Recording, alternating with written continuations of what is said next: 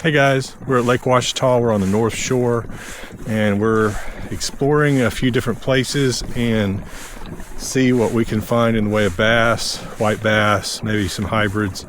And if I find crappie, we'll try to catch some crappie. But this is an area that I'm not real familiar with, so we're going to explore and see what we can find. It's a pretty day out here.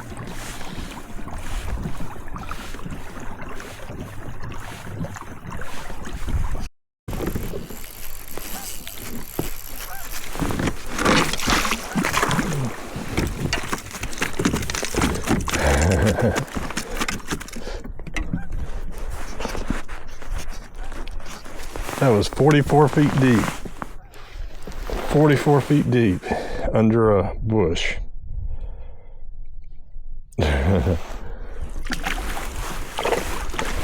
Good job. Good job, buddy.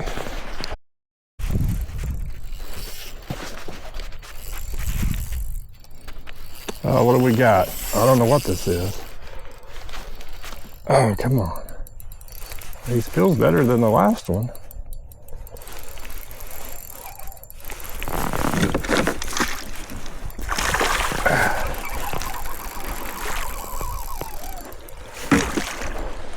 There we go. Hey, buddy. These bass are just kind of cruising around.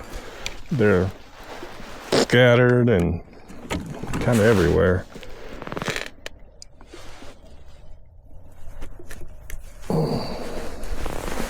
There we go.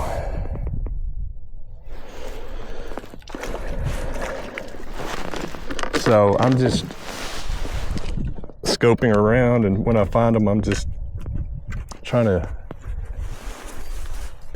It's funny, if you find just one, it's really hard to get one to bite, but if there's more than one, there's competition and they run at it.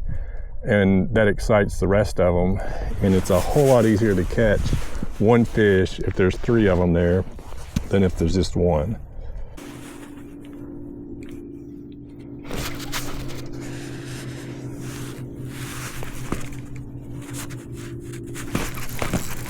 Got him. Oh, yeah. Oh, maybe that's a hybrid. Oh, baby. Oh, he's a good one. That may be a striper.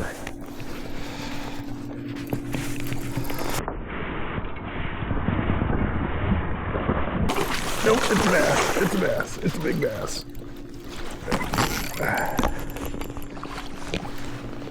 Oh, yeah.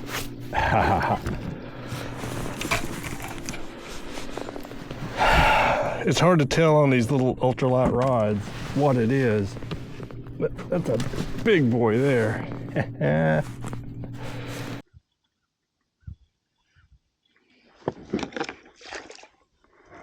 There we go.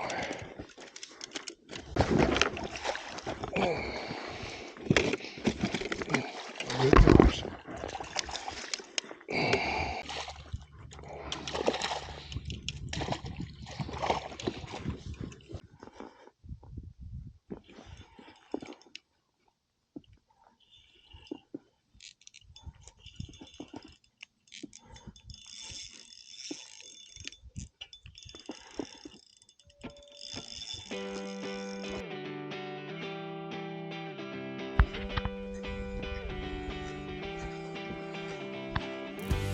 'So this is side scan sonar, and it shows out a couple hundred feet out to both sides if you want to set it that way.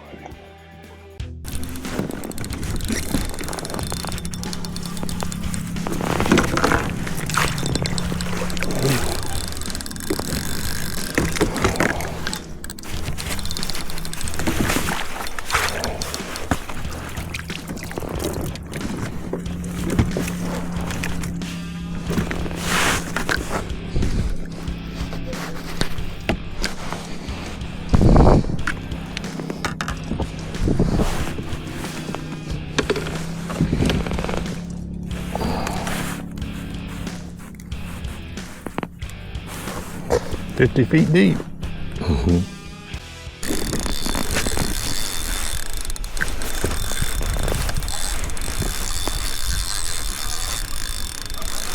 Oh, he's pulling me around.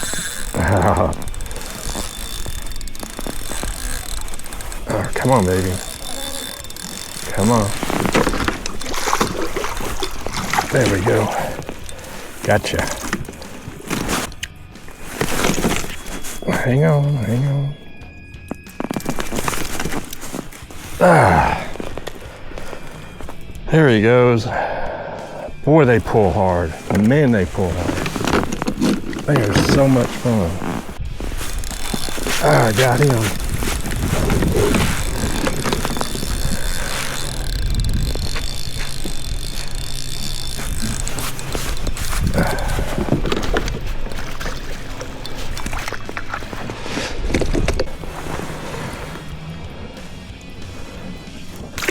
There you go.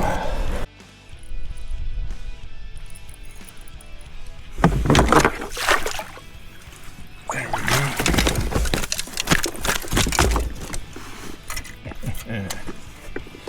Hey, buddy. All right. Oh, there you go. Oh, man. I'm going to let you go. Let y'all go. Thanks for the ride. So I'm having to fish straight down in between these trees, and the fish are just moving around a whole lot, so sometimes it's kind of hard to get it down there before they swim off. And they're everywhere. It's just trying not to get hung up too much. And they're actually biting more now than they were this morning. Been fishing, I pretty much don't see too much shallower than about 40 feet. What have we got here? Mr. Big Mouth.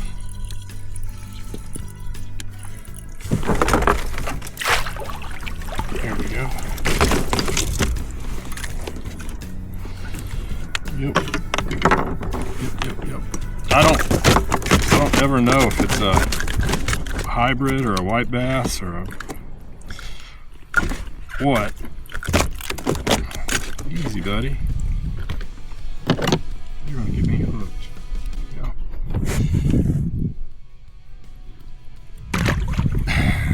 Well, he was angry.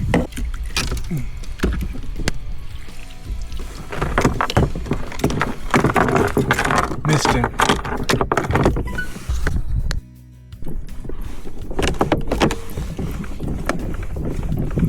So I had to stop and catch a fish real quick. Anyway, depending on what you're going to do with it, I mostly use my kayak for lakes, not fast moving water or anything like that. So whitewater kayaks are shorter, they're lighter, they're more maneuverable. You've got primary stability and secondary stability, and you can't get everything. You get kind of order of importance. So if you want stability, it's going to be slow and usually heavy. If you want speed, it's a different design, and it's going to rock more when you're in it, with, waves and stuff. Some of them you can stand up in. You can put trolling motors on some of them. I have the heaviest kayak that I can pick up. So I can pick this up and put it on a cart, move it around. Larger than this, and I can pick it up, I just don't want to. So how many times do you want to pick something up?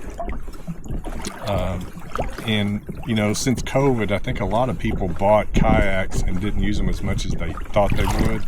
So there's a lot of kayaks for sale that haven't been used hardly any, and they take up a lot of room. I've got 3 in my garage, and it takes up a lot of space. You can put depth finders on them. You can put trolling motors on them. all that stuff adds weight, of course. And well, I got some fish coming up here. Let's see. Might hit that. Oh, shoot.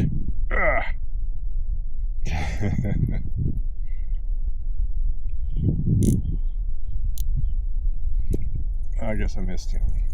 Depending on what you're going to do with it, just a recreational, you don't need all the whiz-bang stuff. If you're going to fish out of it, you know, depending on what kind of area you're going to be using it at, depending on what kind you get, you can get them as cheap as, you know, they're all over the place as far as price goes. If it's something that you think you're going to do a lot of, I would buy the right one the first time. Buy once, cry once. Buy wrong, and then you want to get a better one. Now you've bought two, and you could have avoided that if you'd bought the right one the first time. So fortunately I did. You can get a pedal kayak, you can get a paddle kayak. You're a lot stronger in your legs than you are your arms, so you can go further with less effort if you get a pedal. They cost a lot more than a paddle kayak though, so there's that. Prices range all over the place. You can get a really good paddle kayak that's stable, you know, middle of the road, stable and fast for $800 to $1,200. If you're going to, you know, if you're going to use it a lot, it'll be worth it. If you're not, then just get whatever. There you go.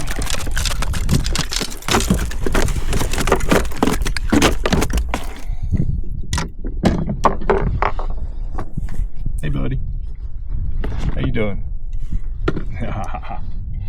Little bitty guy. He was about 35 feet deep.